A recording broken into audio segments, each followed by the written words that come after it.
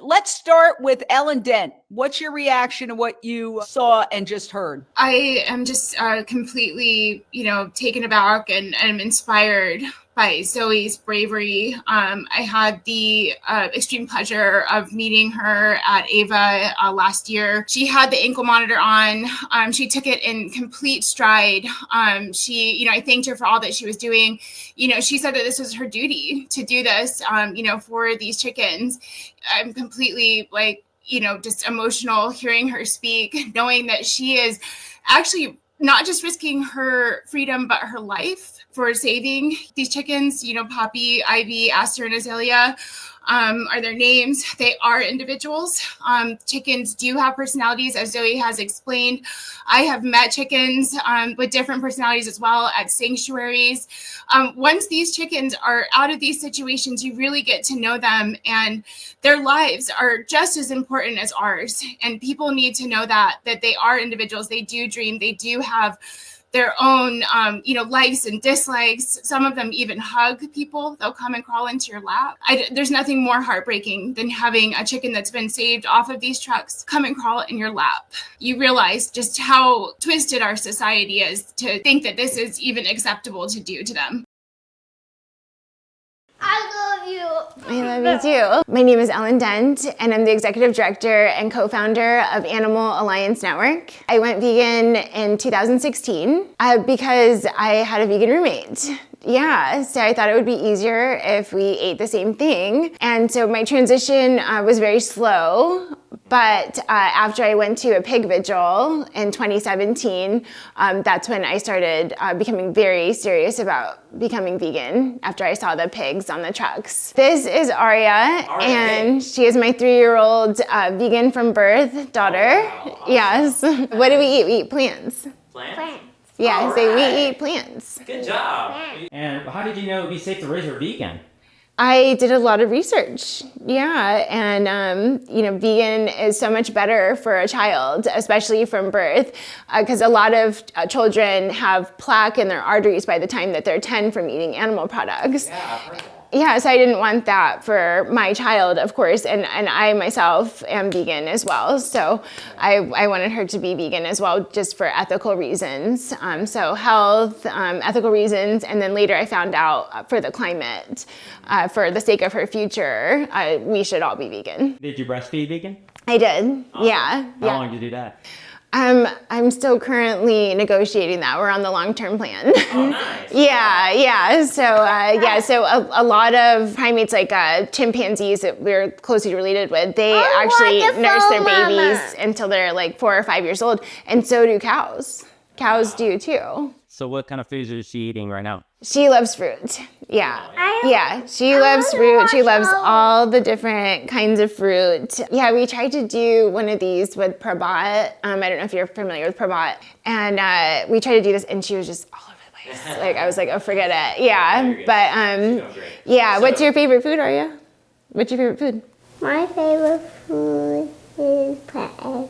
Plant eggs, yeah, plant eggs. Like Just Egg. There's several different brands, yeah, and it's made from like mung beans. She loves pancakes. There was a time when I was making her pancakes every day, and it's so easy to make those vegan. There's no need to put animal products in, like eggs or milk, because we have so many different substitutes that are vegan, including plant milks. She loves whole foods. She loves blueberries, strawberries, bananas, oranges. I honestly don't think there's a fruit that she doesn't like. She loves grapes, watermelon, kale, only if I blend it in a smoothie. And you probably do that, right? Yeah, I'll blend it into a smoothie, spinach, into a smoothie.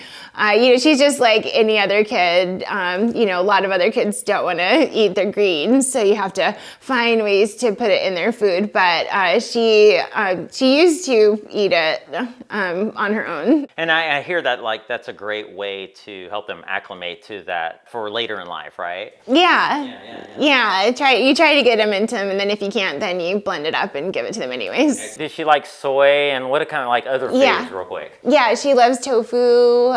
So she eats a lot of tofu.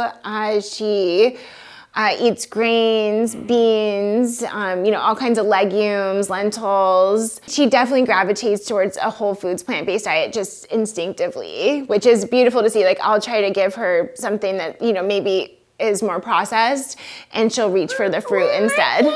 Like, she'll get her fruit instead. Where's my candy? I don't know. And I guess like all we'll get kids, it she likes a after. little bit of candy. Was it an easy pregnancy? I would say so. Yeah, it didn't have any complications. Yeah, I had a natural birth. I didn't get an epidural. I just, kind of beasted her out. It was great. Yeah, because I figure, other animals, they don't get epidurals, and so why can't I do it without an epidural? And so everything was very all natural. She's super healthy. She came out of me at 8 pounds, 4 ounces. So she was a large vegan baby. So she was nice and large, came out perfectly. What kind of food did you eat during your pregnancy? All kinds. I really loved Thai food during my pregnancy with her, lots of Thai food. I definitely ate lots of fruits and vegetables, maybe why she loves fruits and vegetables. And what did the doctors think about this?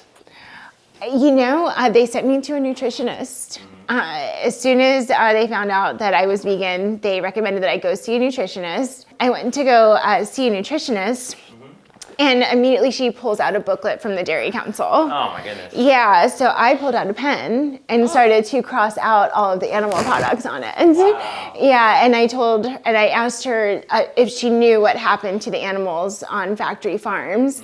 And so I started to explain it to her, and, she started to tear up, just hearing about that. And I told her as well that, by feeding or by encouraging mothers to eat animal products, she's contributing to the children's hospital across the street. Oh, wow. Yeah, so it makes children sick.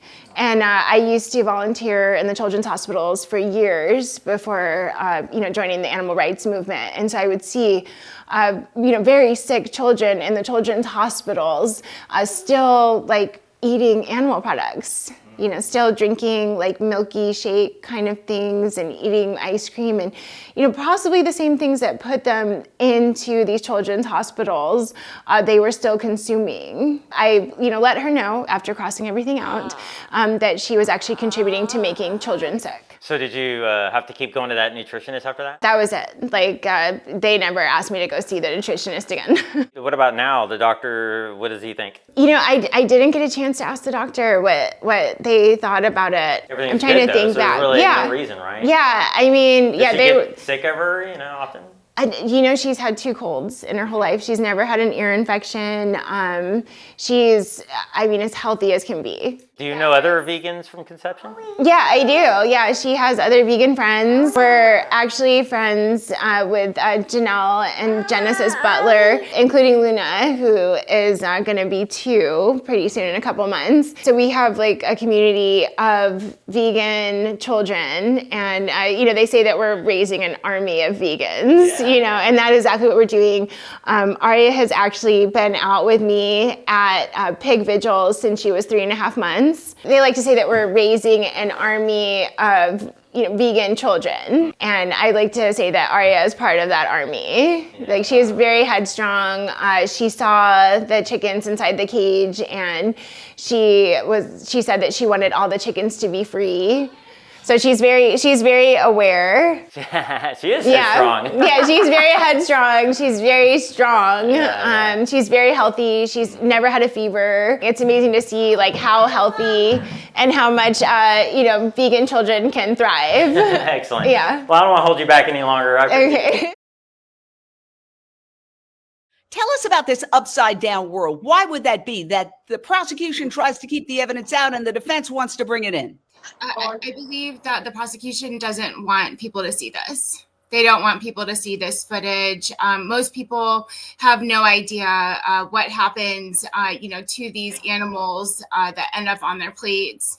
And if they did see this footage, of these, sick chickens, missing feathers, some not even being able to stand up, then they, would hopefully find empathy within their hearts not to consume their bodies.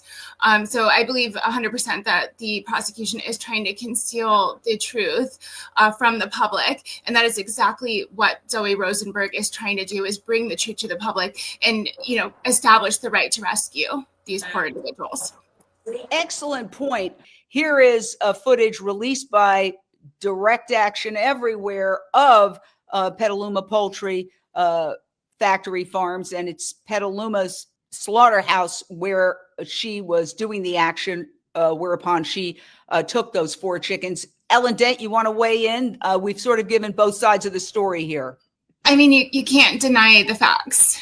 The facts are that this footage was taken, at these farms, and that you can see that these animals are suffering immensely. You can see that many of them have been bred to the point that they cannot even stand up.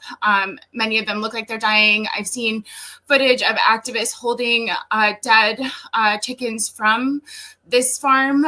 So, I mean, everything about that statement is false. DXE is just trying to establish the right to rescue these individuals who are suffering so immensely.